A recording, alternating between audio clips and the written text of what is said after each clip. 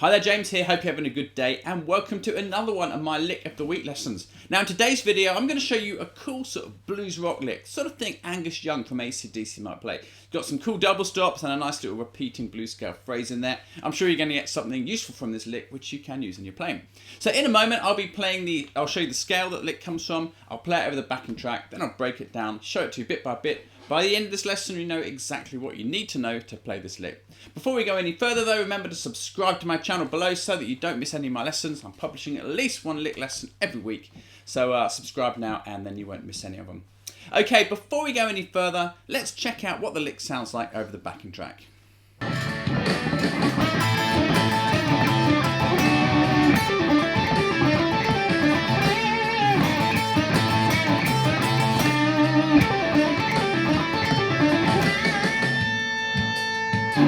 Like I said, this lick is in the style of Angus Young, and Angus's playing is very much based on blues type vocabulary. Blues scales, minor pentatonic scales, some major pentatonic stuff. And this lick is coming from the A blues scale, shape 1, played down at the 5th fret. Sure you know this already, but I'm just going to play through it, and if you don't know the scale, check out the on-screen tab there to learn it.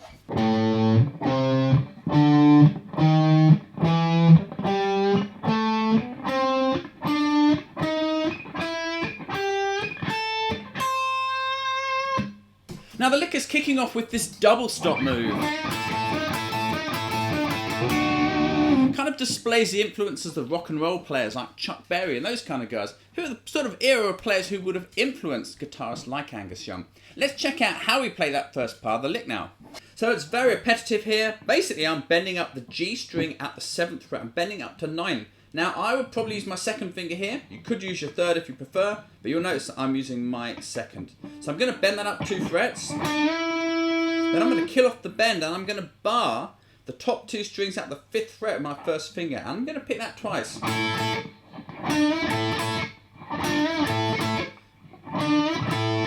Now we're going to do that 4 times. Like that, so just a repeating rock and roll Chuck Berry kind of lick really. I would alternate pick that down, up, down, up, down, up, all the way. You might find a better way, but that's what I'm going to be doing. Down, up, down, up, down, up. And so on. Now to finish this section of the lick off, we're going to play the G string at 7 and the B string at 7. You'll notice this 7th fret note isn't actually in our blues scale, but it's a common note which we can add into there, and it often sounds cool. And that's what we're going to be playing here. 7th on the G and B. I would probably use my 3rd and little for that, although some people may prefer to bar it with their 3rd. And we're going to hold that, let it ring out, give it a little bit of a sort of vibrato too. And that gives us the first section of this lick.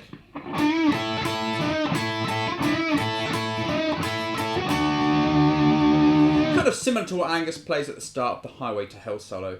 Here it is one more time. 3, 4.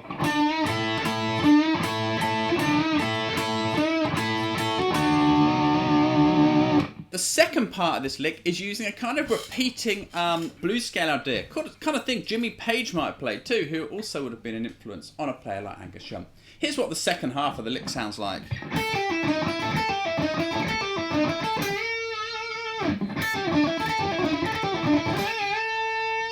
So let's check out how we play that part now. Just like the first part of the lick, it's a repeating idea here, building up a bit of tension and momentum in the solo. So we're playing 5 on the top E string. I'm going to play 8 on the B string and pull off to my first finger at the 5th fret there. Next we're going to grab the G string and bend it up. Now again I'll probably use my second. You might use your 3rd, you can play it that way too, but I'll be using my second. Bend that up and then play 5 on the B and then the top E string. That's our repeating fragment and we're going to play that round a few times. But before we do that, here is what it sounds like once.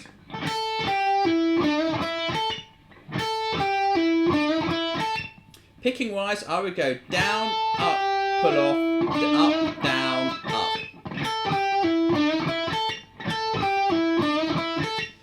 Down, up, pull off, up, down, up. You don't have to pick it like that, but that's what I'm doing. Now we're going to do that 3 times like this.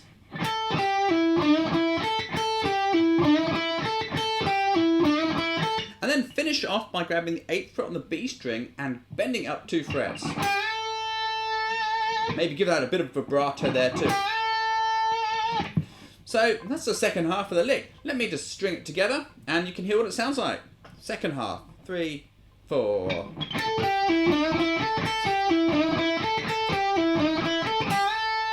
When you play it, try and keep the picking consistent each time you repeat the lick, so you're not having to learn to play it a couple of different ways. So what I'm going to do now, I'm going to play the whole thing for you slow, and then I'll demo it over the backing track.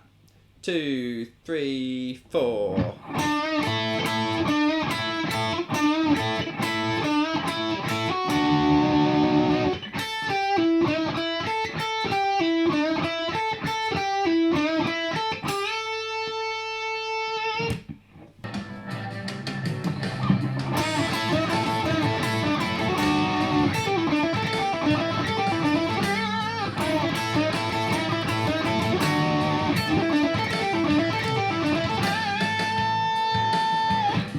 Now, if you've seen any of my other Lick of the Week videos, which I publish every week, you'll have heard me say this before, which is that it's not about learning this lick. I mean, learn it, practice it, get good at playing it. But then what we need to do is strip the bits out of it that we like and practice using those on our own to come up with some of our own ideas. And in this lick, there's a couple of cool bits you could steal from the lick and practice using on your own. I mean, the most obvious bit is probably this double stop bit.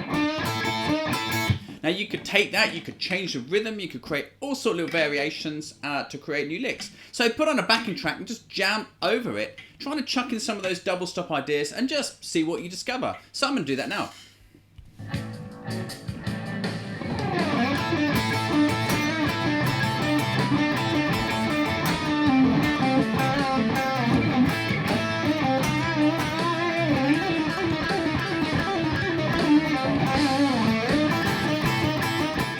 Okay, so you could hear I was just throwing that idea around, seeing what I could come up with. And this is how we soak it into our playing and it becomes a lick that we use when we improvise. You've also got this repeating bit at the end. So put on your jam track and see what you can do with that.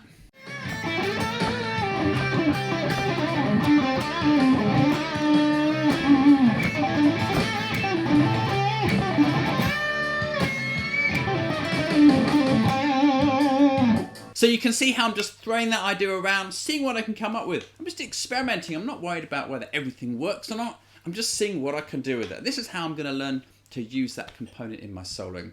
Anyway, I hope you've got something useful out of this lesson. There's some good little nuggets there you can take and use in your playing. Remember to subscribe to my channel right now so you don't miss any of my future lessons, including my Lick of the Week lessons every week. And apart from that, have fun with this lick, have a great day, and I look forward to seeing you again next time. So take care, and I'll catch you in another lesson very soon.